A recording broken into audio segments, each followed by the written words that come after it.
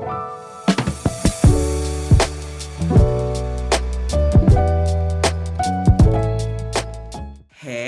how Hi, are you? good, thanks. How are you? Welcome. I'm doing well. Well, honestly, Honestly, yeah, I want your honest answer. I am I'm deeply concerned about the world. And like my person, like Patrisse Cullors, I feel good. And also, it's hard to feel good when the world is upside down. Absolutely. So that's how I'm doing. Welcome to Artist to Artist. Thank I you. am so grateful for this interview. I've been talking to Moj about your work, and she's been showing me all the things. And I'm just excited to dig in and hear more about your story and more about your practice and where you're at right now. Right. Thanks so much. I also am very honored to be with you today, and I love your work and everything that you guys do creates like this platform for like a very sincere and, Mm. very inspiring conversations. Um, and I feel the same. I feel like there is definitely, it's a very challenging time witnessing all these like really heartbreaking situations that is going on, and I guess everybody is just trying to be staying just at grabbing the moment and go on, and it's like a day-to-day challenge. I'm also thinking about all that almost every day. I talk to Moj about it sometimes, and to other artists and creators. It's always, at least to some extent, it has always been like this in some levels and perspectives, but yeah. Thank you for that. And, when I started Artist to Artist, it was really to talk to artists and creatives who are thinking about not just art for art's sake, but are challenging and disrupting and trying to have a new kind of conversation through an art language. Mhm. And I want to know, just like, tell us more about who you are and when you realize you are an artist, and do you identify as such? I do identify as such. However, sometimes I have a challenge of like people ask me like, "What are you?" And I want to say artist. There's like a little bit of a pause. So, in Persian, the word artist has a lot of meaning to it. I mean, the way it is like, really heavily and ancient, and it means like as if you are very special in a way. So people really hesitate to say that I'm an artist. It was one of the things that I got a little bit more casual about when I moved to the US, because it was easier for me, because I realized that people introduce artists when they do art, and I was like, yeah, that makes sense. I mean, it's not, it shouldn't be that it shouldn't be that like existential in a way, but yeah, in Persian it has like a lot of weight. So it was Mm. but yes, I do identify as an artist. I don't think I know anything else really to do. And I when I realize I'm an artist, I guess it is still an ongoing process in some levels, because it depends on a lot of whole things.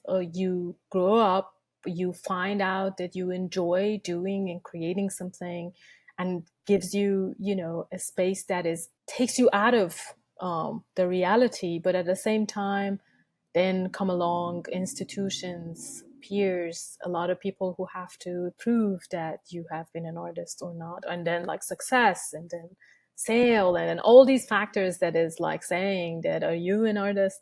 And this, so that those questions still goes on. I mean, those are nothing that you can stop. But then as an internal dialogue, I guess, yeah, I was fine with it. Sometimes I would internalize that, but most of the times I just try to be like, this is what I do and I enjoy. But my generally, like my father always wanted to be an artist, and he couldn't. It Mm. wasn't as accepted at a time back in Iran. Like they wanted him to become an engineer or a doctor or something. So he studied engineering, but he was very supportive of me becoming an artist. And um, yeah, I think that was very important. I love that story. We often, many of us often sort of see our parents not be able to fulfill the dreams that they had because of the Hmm. expectations that were on them. And some of us are lucky enough to have parents that are like, we're not going to do that to you. We're going to let you decide your fate and destiny. Tell us the first time that you like made art, or you sort of were thinking about art. Like, do you have that distinct memory of, as a young person, and how that inspired your current practice? I don't have like a vivid memory of like I made something and I'd be like, oh, that's art. But I remember that moment that it was like a graphic design show in the town that I was growing up, and I was probably, I don't know, 6, 7, and I saw it on the news. And I was growing up in like a smaller city, which, like, and it was the time of the war in Iran, the war between Iran and Iraq, and it was maybe the war was just over, but it was after the 1970 Iranian Revolution, where art was highly neglected, Mm. restricted, controlled. There was not much to see. There wasn't any kind of like show or something like that going on. But then I saw on the local news that there's like a graphic design show going on, and I told my dad that let's go see it. So this was probably the That's first opening that I went in my life. And then it was like graphic design shows. So there was like a lot of calligraphy, typography, like, words and logos and things like that. And then I watched that and I was like, oh my God, I want to be a graphic designer. Like, I was just like, this is what I've been looking for. At the age of 6. But and then they came again from the local news and they interviewed us, and they asked my dad, why are you here? And he was like, well, this girl wanted to see the show, so we came. So it was very, it was like, oh my God, I love this. I Yeah, that. yeah. Do you have that clip? That would be I don't so think, amazing. no, it's a long time ago, and it was like a local news, but but it's funny. It was like one of those moments that I saw like a presentation of a show and like, work, and it was very influential. But yeah, I think as and my dad was really supportive of like, and my mom sending me to calligraphy classes, drawing classes, things like that. And Mhm. yeah, there were like some works that I felt like I did a good job. I love that story. I feel like so many artists and creatives have that like childhood memory of like when something inspired us, or when we noticed something. One of the folks that I interviewed on Artist to Artist, Amel, she just came out with an amazing album, Mhm. Tanisha, and she said that, she had this moment where she was like singing Celine Dion songs, teaching herself these Celine Dion songs, and just kind of privately, learning and like bubbling into her creativity. And I just think as young people, we know so much about ourselves, and eventually, and if we're blessed and lucky, that will be facilitated, and if we're not, that Yeah. gets beaten out of us. So so powerful. So okay, 6 years old, and then what happens with your practice? Like, as you're developing, like, what do you start to really identify like as this is the medium, or does it become multidisciplinary practice for you? It became kind of multidisciplinary in a way. I continued my like middle school and high school in studying, like, because in Iran you have like majors. I didn't go to art school. I went to like math classes mostly. Like, this was my major until later in undergrad. I studied graphic design in the undergrad, but it was a very strange time. No internet. There was no internet. There was like no whatsoever anything, especially in the smaller cities. In Tehran, there were like some events happening, but there was no kind of like any visual art practice going on in the city that went on. It was, as I said, after the 1979 Islamic Revolution in Iran. So imagine, music was forbidden, sculpture making was up to a point of haram, forbidden, or like at least the major the whole department in the University of Tehran was shut down for a while. People had to hide instruments to be able to carry them, or they had to get paperwork and permits to be able to carry a guitar from one place to another. A lot of people were killed. A lot of people were, silenced. A lot of them went to exile. So the only kind of art that they were practicing, promoting, and showing were the arts that were highly political in favor of praising the political and the regime that was going on, and or like some sort of abstraction, which is like either calligraphy, either like the architecture in a way, and tiling, and motifs and such. But figurative art gone. Like a lot of the way that we were understanding art was really highly controlled. I grew up in that town that I grew up. It was a little bit exceptional because we could watch some MTV and some like, American videos, like the Western music through just regular TV, because we were so close to Iraq and Kuwait and Hmm. Qatar that we could watch that TV. So I grew up watching a whole lot of like Madonna, Prince, that kind of stuff, but it was like not the same situation for most of the country.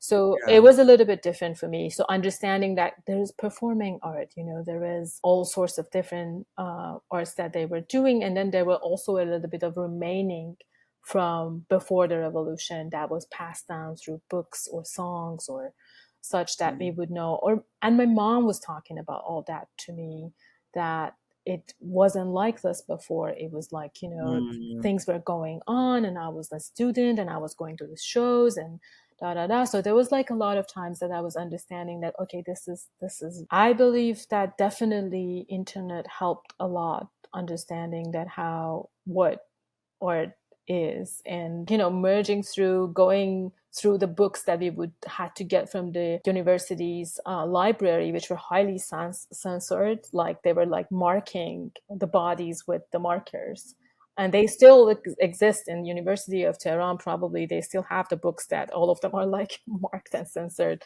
Yeah. You're supposed to study bodies, imagine that, and then like And you uh, can't. yeah, you can't. And then going through that phase, but then like realizing that, oh, the art world is so much bigger.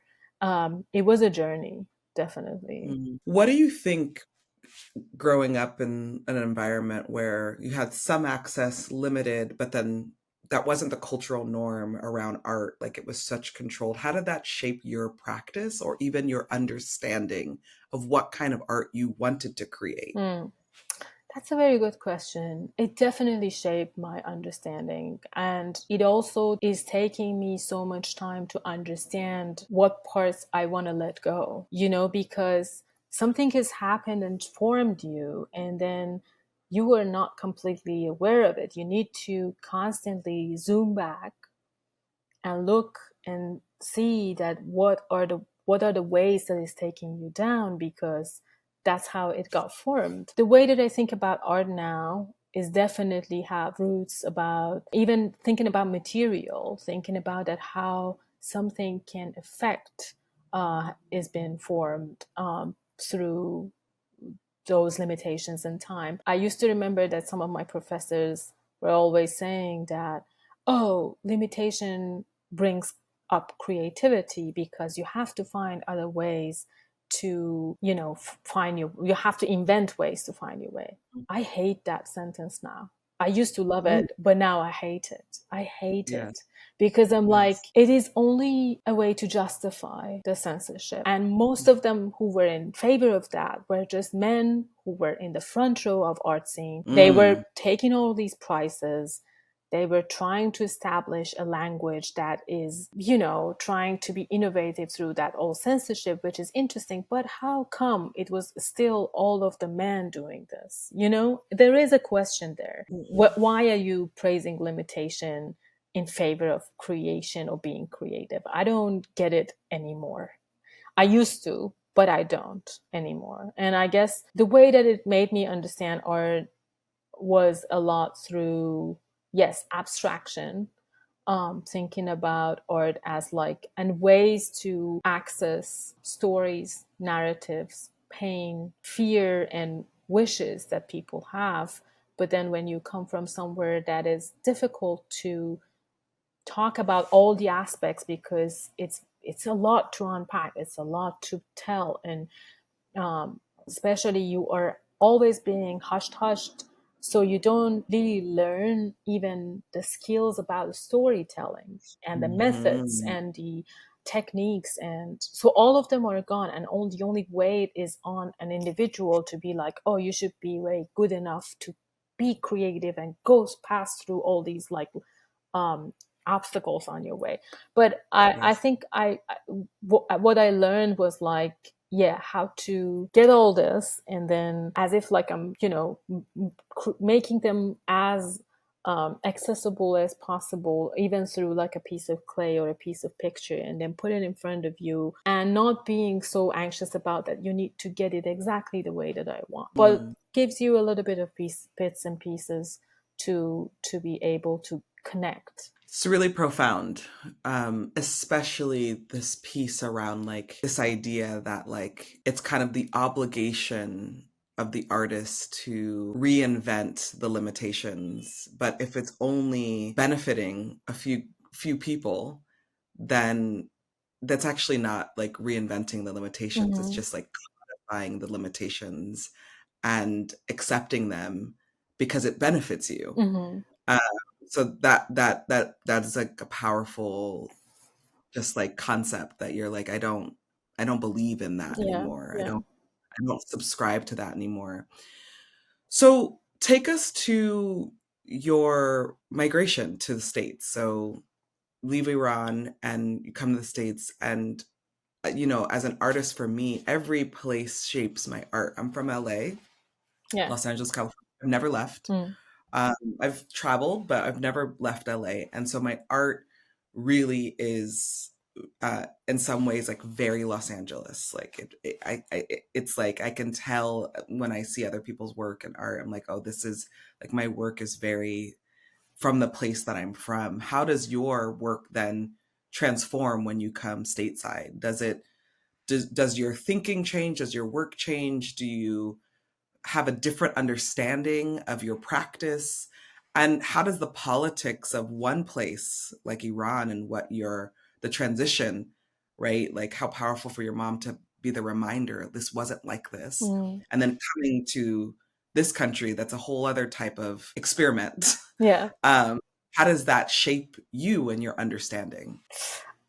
It was quite a shake, definitely. I remember how, like, my first year here, which was like my first year in grad school, was definitely more about just like, where am I? What is going on? What am I doing?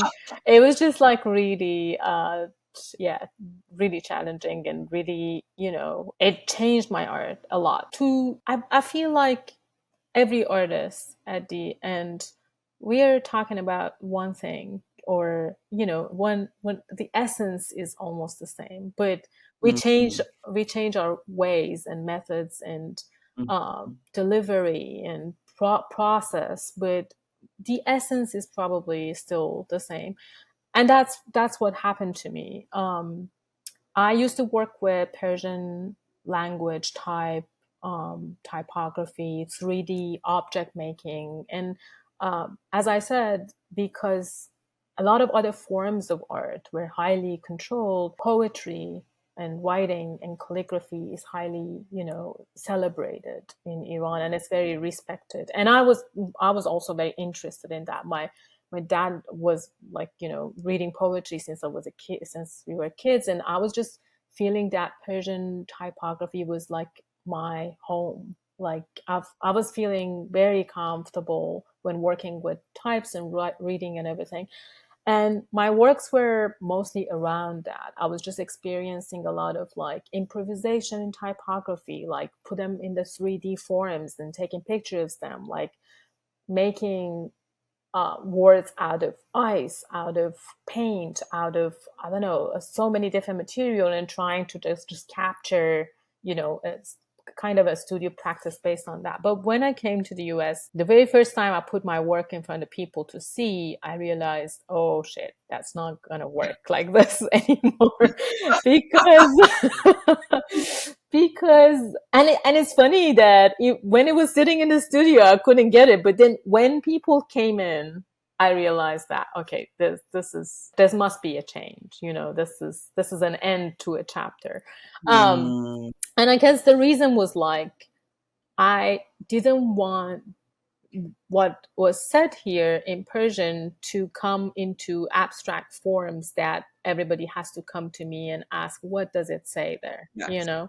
Um, yes. so I was like, I need to make a change. And then I started thinking about the language itself as a concept, not like, Persian language or any kind of alphabet that is indicating like a certain culture. And also like I was rethinking about a lot about like what it means to be Iranian, what it means to be immigrant, like what. So all these questions, and I started working with the notion of language.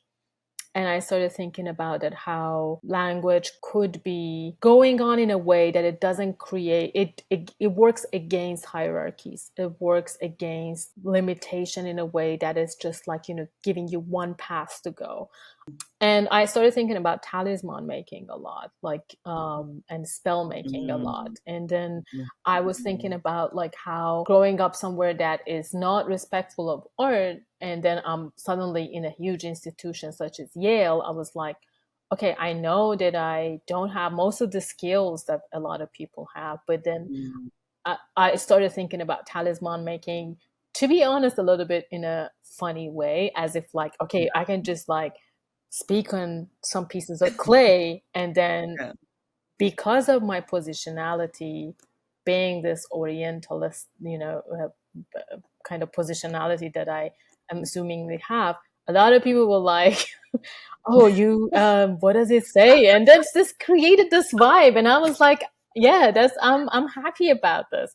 But I was thinking more about like how um and I was thinking at the time a lot about like how being an Iranian female artist has a history in the Western art, especially contemporary art. It's like you need to be exotic, you need to be, Mhm. bringing this whole beautiful visual uh, language that is like, just pleasing this whole gaze of orientalism. And I was like, Yes. okay, deal, like I'm just gonna embrace it in a way that is like, I'm gonna make you this talismans that is like, so I started thinking about language. I started like chewing pieces of clay and reciting words on them and spitting them out, and Mhm. making sculptures with them. That's fucking cool, dude. It took me a while to come to understanding that what I'm actually doing, but these were the things that I was thinking about at the time, Yes. Yes. yeah. And so that's how I started shifting from a specific language and forms to more like abstracted, with remaining on traces of body and tongue and words and such. And uh, people stopped asking me what language is this and what does it say anymore. And Mm, I was actually, mm. they stopped saying that, oh, I probably don't know this about Iran, so maybe I don't understand work. So I was just, I felt free in a way. Yes. Oof. Yeah. That's Oh, powerful. thanks. This to me is what the artist does. Because it's not what a politician can do. The artist is like the shapeshifter. The artist is the through line. The artist threads these ways of being that often like obstructs the audience's ability to make sense Right. of a thing. They're like, I thought I understood, but maybe I don't understand. Okay, now I have a hold of this, but maybe, and I think that's like so powerful. And I think that's like the artist's mind does that. Mm. I'm going to like switch gears a little bit. I want to talk about women life freedom. Hmm. And, for me as someone who's um, really been shaped by, Black America and the Black American left and the role of BLM, often people don't realize that BLM was started by a bunch of artists. Right.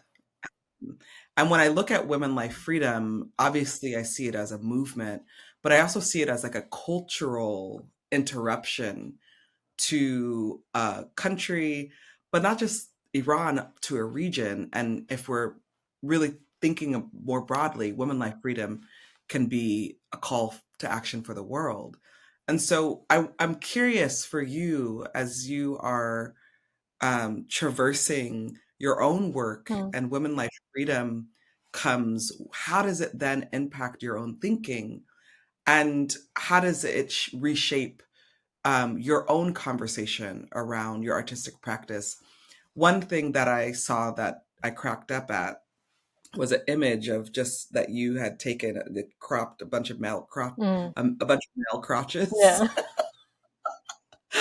um, for me, it was like comedy. I don't know if like you meant it to be both humorous and like, ridiculous, but it felt like I could have done that, for this country, just Right, like right, right.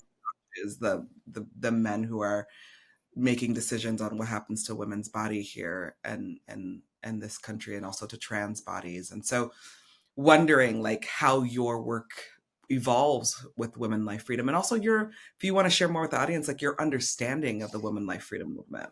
Right. I totally agree about this being a fundamental movement, not only related to Iran, but generally to think about the liberation of women in the region. I know that like people don't hear it on the news, but it is like an ongoing day-to-day situation in Iran right now.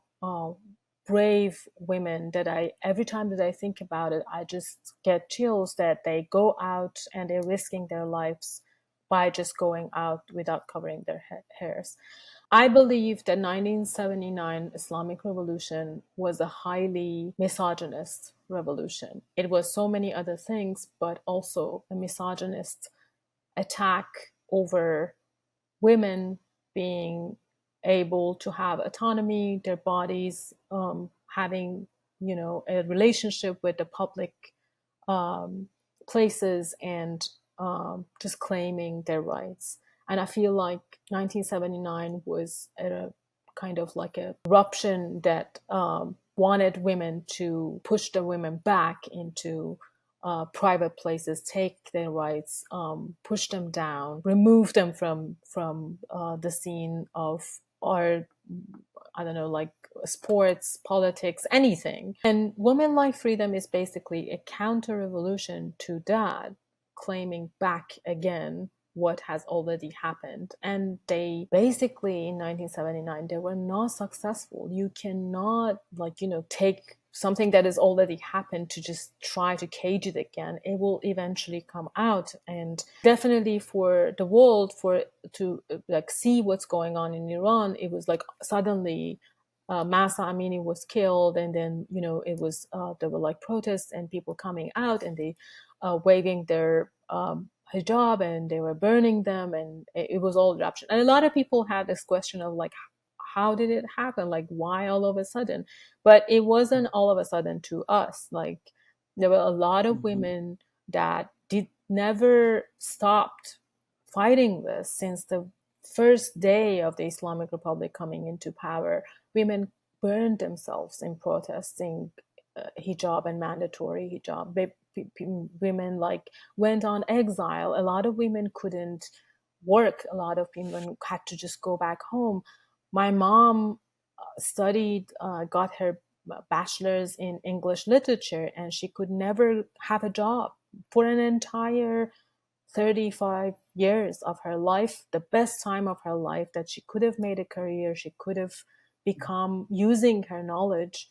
She had to just stay home because she couldn't wear the proper hijab. And every time she would go to get a job, there's always like a religious interview, and she would fail. She did it 17 times.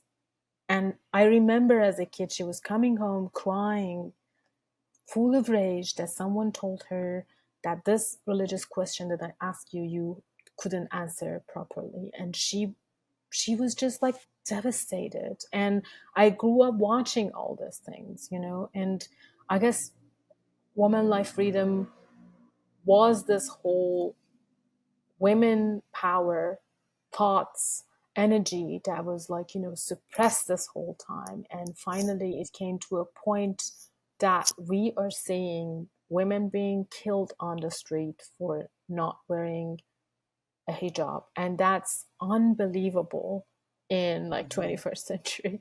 So to me personally, there is still a lot of things to learn, a lot of crucial things, a lot of things that it's difficult to accept. For example, I used to believe that we might be able to change the situation. It took me a while to come to a point to say, this is fascism, this is religious fascism, and there is no Mhm. progress in fascism. You cannot, like, when there is certain lines that is passed and there is like no moral ground, no whatsoever for negotiation, you can't even continue negotiating anymore. And it's not easy, because that it's very difficult to push back something that is so fundamentally wrong. But it comes to those moments, and I'm sure for a lot of artists who are experiencing such difficulties in reality, comes that moment that you sometimes even feel like, can I even do anything through art? Because words fail us, forms fail us, practice. It's just so sad that I don't even know what to paint or what to sing or what to write. So there comes a moment that even as an artist you feel empty-handed. Yeah. There was a lot of those moments in women life freedom movement. uh, but I can see that a lot of people are using their art, their voice, and their message to just shed some light over this, that we cannot justify these crimes based on any differences or anything. There is something that we need to, in this age of like everything being relative, we need to still be able to distinguish the bad. And I think Yeah. it's really important uh, to do that way. Thank you for that. I think about Massa Amini's death similar to Sandra Bland, who was killed in police Mm-hmm. custody. Was kind of the first time in the BLM movement where a woman was lifted up, and her death was lifted up, and an entire refrain came from that, which is say her name. Kimberly Crenshaw led a lot of this conversation, an intersectional Black woman feminist legal lawyer, who said we have to talk about the women and the impact it's having on women. And just you sharing, that 1979 was a misogynist revolution, I think is probably the first time I've heard that language to describe the regime and what it did. And I think for artists, when we are in these groups that are, kind of subjugated, trying to tear us apart from our communities. I have a similar process where I'm like, what else can I make to describe what's happening, but also what else can I make to change what's Mm. happening? What else can I make to, what's the alchemy here to transform our conditions? And sometimes it's an acceptance, not an acceptance of what is and then like our hands up, but an acceptance on this is what is happening now. And all we can do is communicate it, share it. My prayer and my goal, I think, for me and my work and practice is like, how does the language of my practice shape the next generation of Mm-hmm. artists? 'Cause I do believe that one day, our people will be free. I do believe that. I do believe that things will transform. The way in which, whether it's this country or Iran, like the way in which they're shaped, they're not sustainable. Like this is not a sustainable way to live, so it's not going to happen forever. But we're experiencing it now, and so there's like a frustration, and for me at least, like sometimes I just sit and I'm like, I cannot believe this is what we've inherited. Like I can't believe this is like the current fate. Mm. I wonder for you, like inside of that, why go back to art? Why do you keep going back to an art practice, even in the feelings of frustration and pain and like desperation? I think that's what you said already, the urge of narrating and also the urge of understanding. A lot of times, yeah, when you were saying this, I was thinking about the same, that because as somebody in exile, I don't even know if my work is going to be seen by by who, you know what I mean? Like my connection with the next Iranian generation is interrupted with something that I even, for now, I can't push it back because I'm in exile and I don't have like by default, I don't have a relationship with the next Iranian generation inside Iran. And it is still highly controlled and borders are still there. But most of the times my challenge is like how to narrate all these like stories and pain and difficulties that my people are going through for people who are not necessarily knowing of that. That's my all the time thinking, because Yeah. let me be clear, it feels like somebody who has escaped something, you know, and there are still people there. It sometimes feel that way, and there is a lot of challenges on the way when when you have such position, because sometimes you feel like maybe I don't understand it right, maybe I'm not, you know, but anyway, it is a ongoing thing. At the same time, sometimes to me is for myself to understand even what's going on. You know, I can't, when you start gathering all this material around you and start, you know, kind of going through this artistic wrestle with them, and then Yeah. you're just, you know, you start somewhere and then you end up somewhere else, then you realize that you were trying to also understand what's going on and where you are at in that whole map. But yeah, I guess it is a place of safety but also grief a lot of times, especially at the difficult times. Yeah, I guess for something like woman, life, freedom, which is the embodiment of the three things that a fascism, like a Islamic Republic regime was. It was not about women. It was, and basically it was anything against woman, life, freedom. It's a patriarchal, highly patriarchal regime. It's against life. The whole core of that is like martyrdom and killing and dying and not celebrating life, and it is totally against freedom. So I guess the whole, you know, this whole is embodiment of what it wasn't, and this whole time it wasn't, and like, you know, this whole 45 years it was just about like this, everything against it. And I totally agree that how, you know, the mass of becoming the face of this movement and becoming the symbol, it was very enlightening for a lot of people to rethink again of this whole way that we came, and thinking about that, where a lot of times voices were suppressed, and a lot of times even along the way that we are fighting, there were a lot of people being removed or neglected, and becoming very important how to also find ways to unite, to stand next to each other, and definitely art is a way to do it. Yeah, I think the artists have the ability to coalition build in times of conflict and crisis in ways that others don't. Artists have the ability to coalition build in times of conflict and crisis when in an authentic way, and thinking a lot about what's happening in Gaza and Mm-hmm. Israel, thinking a lot of what's happening in the region right now that creates a lot of inter regional fighting.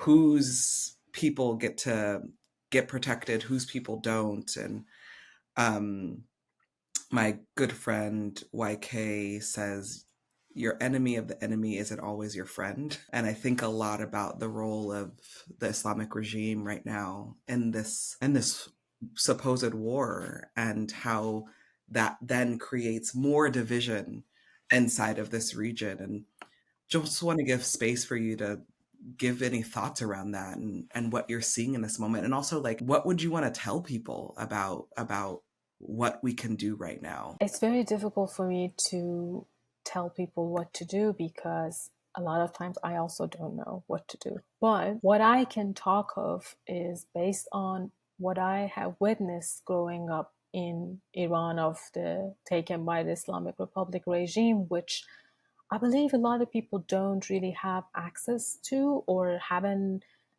had the history of, especially because in the 90s and early 2000s, the Islamic Republic tried to give it like a more acceptable face of itself, to the world. And I guess a lot of the current like generation remembers of Iran of that maybe.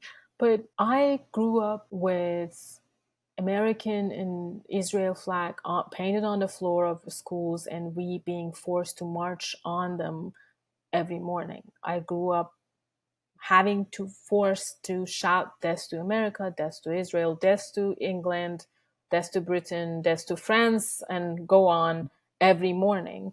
I grew up where, you know, they could accuse you of being a monarchist, a westernizer, an American puppet by just questioning something very easily as a kid, and your dad could lose their job. And, you know, and I grew up with Khomeini saying that for taking the Jerusalem, we need to go through Iraq.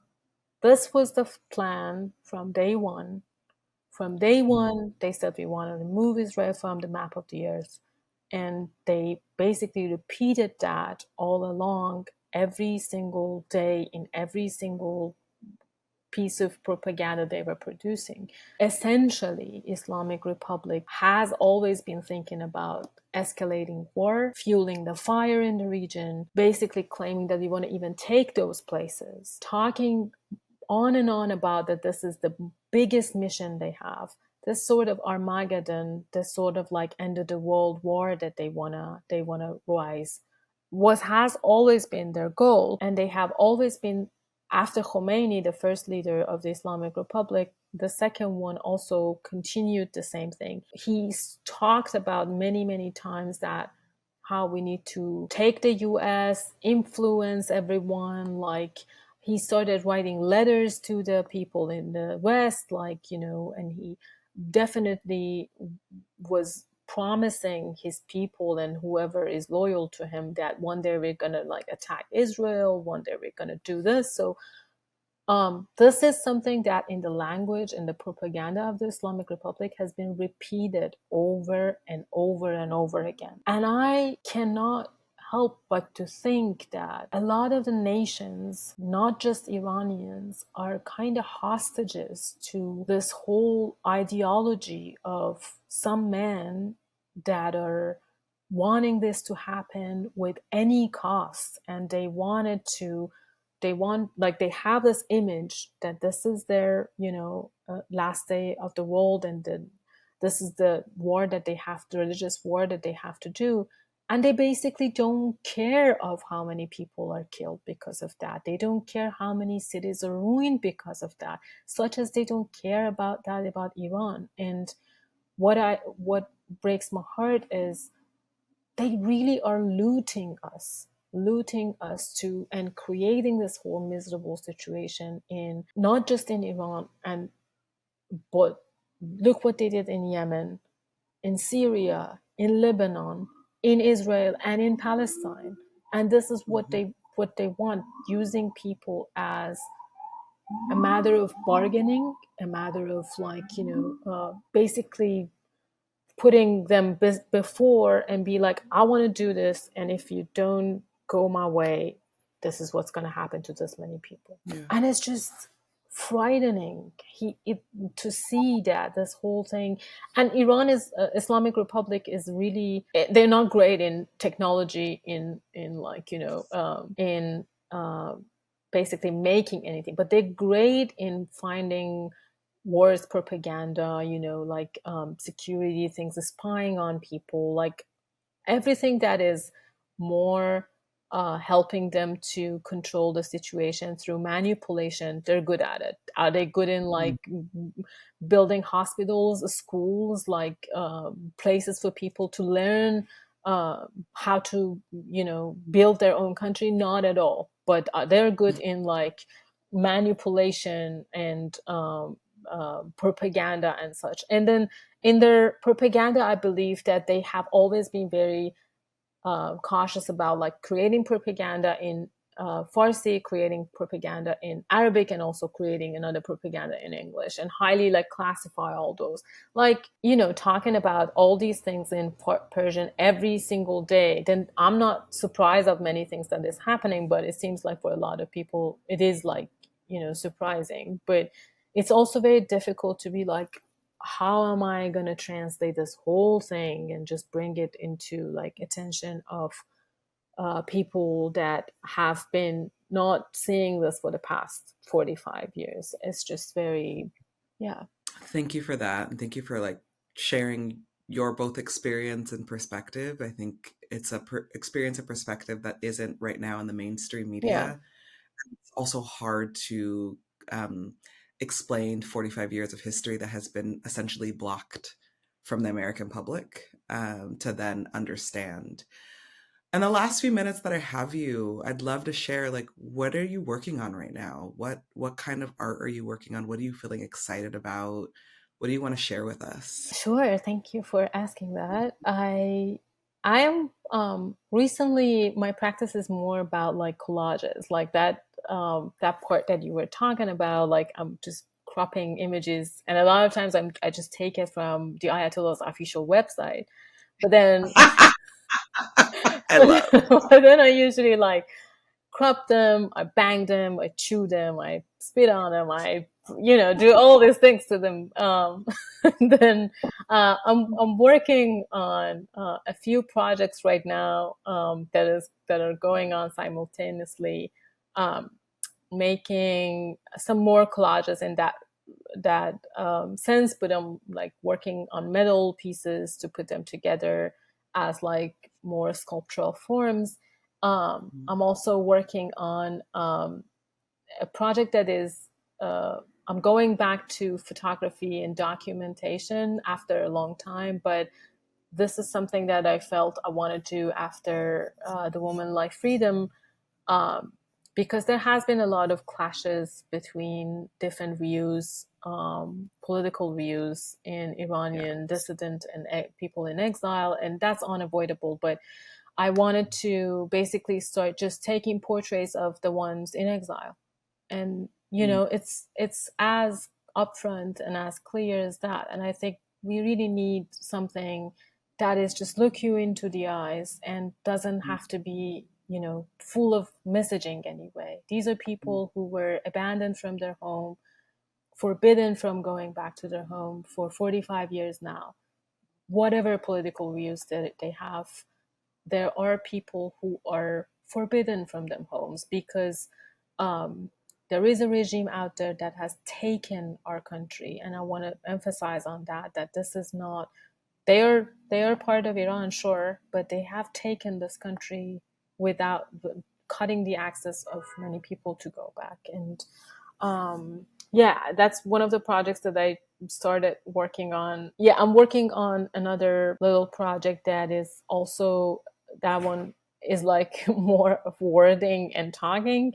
Some of the things that I didn't dare to share on social media, some of the mm. views and thoughts that every time I paused and I thought maybe I shouldn't say that, but I saved them for later. And then later on, I was like, maybe I should put them all together, review them, and see if I can tell them in a way that people, not in the whole heating of the social media, that like, you see something, you need to respond, and you start like DMing, but in a more time relaxed situation that you can like take a book and see, and not necessarily this being about a fight, but it's being about a thinking for to publish those thoughts. I love that so much and Oh, thank so excited to see your work. thank Thank you. you so much for joining us on Absolutely. Artist Artist. Thank you Your work so is much for so, having me.